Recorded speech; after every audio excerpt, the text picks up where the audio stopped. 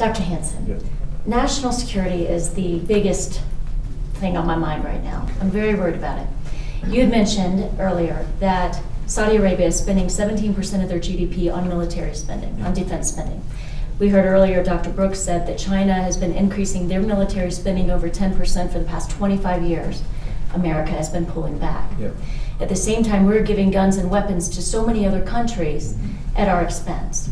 So I'm just wondering, knowing that we are operating from a place of weakness for at least the next 12 months until somebody else comes into power, if a young boy or girl came to you and said they were thinking about joining the military, would you still tell them that it's worth it now and why? Yes, I would. I would say it's worth it more than ever because the military is in crisis for some of the reasons that you say, and it needs people who voluntarily want to serve. So in times of duress and tension is when we need entrepreneurial, independent, autonomous, loyal, patriotic Americans to join the military. But I would also caution them, just like I do when people go to Harvard or Yale or Stanford, that you have to be very careful about what you say, how you say it. The problem with what you mentioned about the left wing will say, well, the United States spends more than the next 15 countries already. But it's the trajectory that counts. These countries see themselves as ascendant, and the United States sees itself as descending. And that means that they have the impetus and they have the confidence. So it's not just actual dollars that are spent on defense, but a country that says, I'm going to spend 8%, and a country that says, I'm going to go from 5 down to 2.3, there's two different mentalities. And that's what worries me. That we have the idea that war should be abolished. It should, but it's not going to be. But it's not only should be abolished, but we have it within our power if we're sober and judicious and we speak well enough and we go to give a Cairo speech or a UN speech. And that's, unfortunately, magnanimity in world affairs is very often appreciated for its kindness, but it's written off with contempt for its weakness. And that's what's happened to us this last 7 years. The nicer we have been, at least in word, the more the magnanimity, the more contempt it's earned. And I'm sure that most people in the world like Barack Obama privately more than they do Vladimir Putin or ISIS. I think publicly their behavior will be adjudicated by who is going to threaten them or who's going to protect them. And they feel that the United States will not protect them. And Putin may well threaten them, so they better make the necessary adjustments. Mm-hmm. And you had mentioned that if we don't recognize our country, then we're not going to try to defend it. I've realized lately that Obama's administration and many other people, George Soros' groups, MoveOn.org, Black Lives Matters, and those guys, have been really fueling the fire of racism in this country that I don't know that we were feeling for the past 50 years or so. And I'm wondering, now that we're becoming a little bit more divided and we're starting to feel this division, do you think that ties in to somehow weaken us and our military against other countries? I don't think people realize that we were an experiment. We're a multiracial society. We're not a multicultural society, never were. But every society that's tried it, Austria, Hungary, Yugoslavia, Iraq, Lebanon, has failed. Because we said that ethnic identity or religious identity is incidental, it's not essential to your personality. Obama comes along and says, it's essential to your personality, that you are a Latino who will vote as a Latino. If you're a Latino and you vote for a conservative who's not Latino, in some way you're not authentic. And so if you collate what he did, each incident in itself is irrelevant.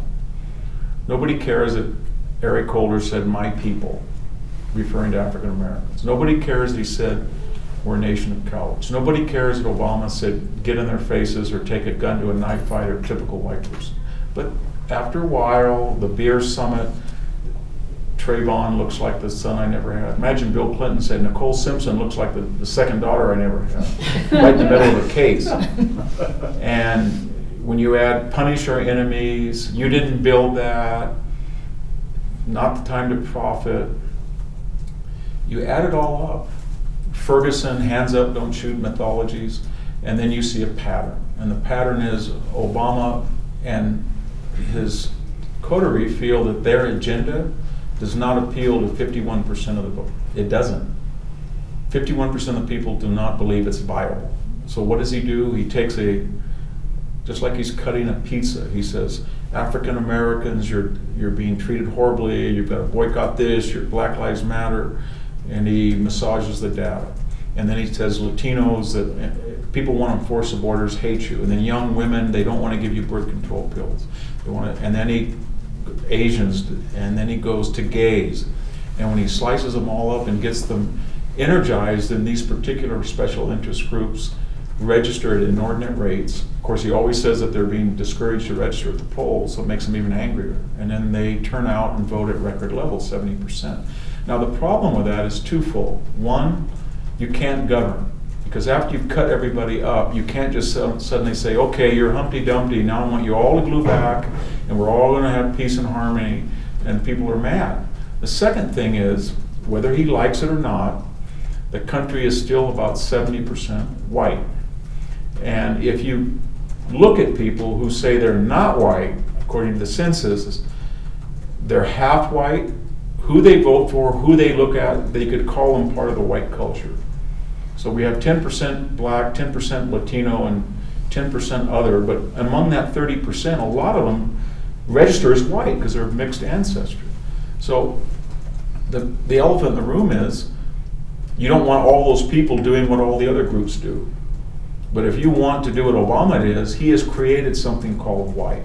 Now, the Latino idea was ridiculous. That Ted Cruz, who is pure white, is in the same category as a Oaxacan who doesn't speak Spanish, speaks Mixotec, but we're supposed to call them Latinos. If that's what we want to go down, then somebody who's Croatian, somebody who's Armenian, somebody who's Jewish, they're all going to say I'm white and I'm going to vote according to my self-interest. And the black boycott of the Oscars because we didn't get 12.5% nominee, okay. We had 16% over the last 25 years, but this year we didn't get 12. Then somebody's going to say, okay, but there's a Black Entertainment Network Award. Do whites get that? So let's have a black this, a white this, a Latino this. And you can see where it's going. And the key number is the white vote. The Democratic Party has to get, or let me put it in what, cannot afford to lose 63% of the white vote.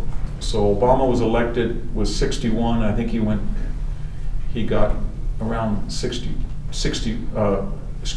McCain got about 60 and Romney got about 62. That was about the highest they could afford with record turnout.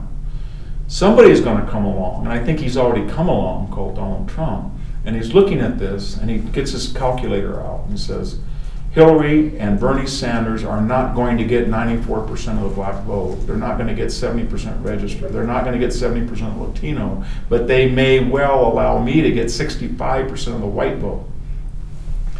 And in the foreseeable future, the Democratic Party understands that.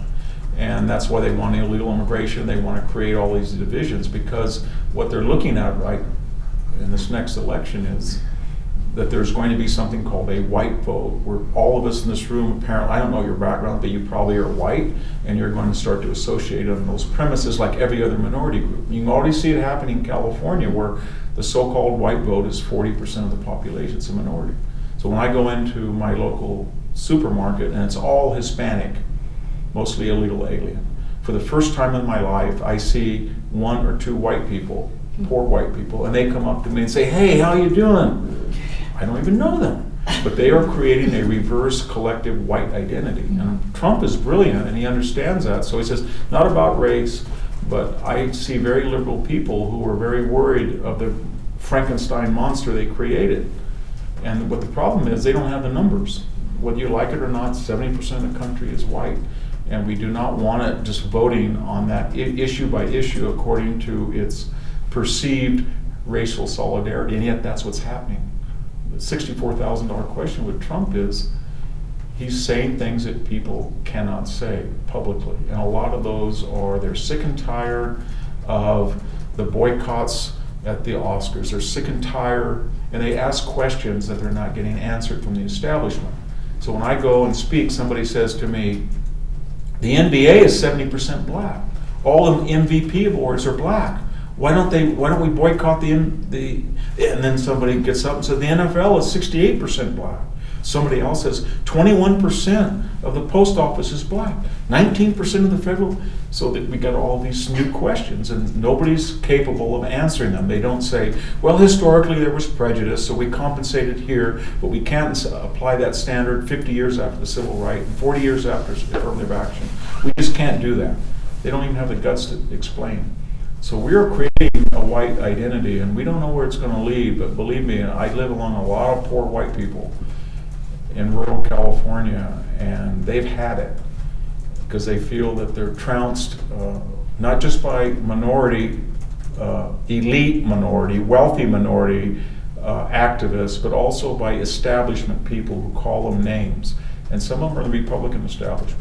When somebody's in Reedley, California, or Selma, California, and they're sending their kids because they don't have enough money for prep school, and they're sending them to the public school, and 60% of the people in the class don't speak English, and there's metal detector because they have gang tattoos from Mexico, and you have somebody who's a multimillionaire like Jeb Bush saying, legal immigration is an act of love. They don't get angry, they get incensed, and they're sick of that. And then you have a demagogic person like Trump who appeals to that, and he can be demagogic.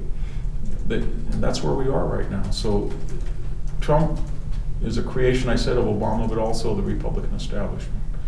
And if I were a minority activist right now, I would be very careful. I'd say, do not stoke this fire. Let's talk about assimilation, integration, intermarriage. Let's talk about the black homicide rate, the black abortion rate, the black illegitimacy rate. Let's get black people empowered. Let's self-discipline. Let's integrate. Let's not call people black. Let's not call them 1/4 this or 1/8 that. Mm-hmm. I'm speaking as somebody from an interracial family. Well, I agree 100%. And I think that, like you said earlier, linguistics matter, words matter. Yes. And we need to make sure that we're bringing this back to unity and looking at the content of everybody's character instead of the color of their skin. I agree. So thank you so much, Thank Dr. you. Hanson.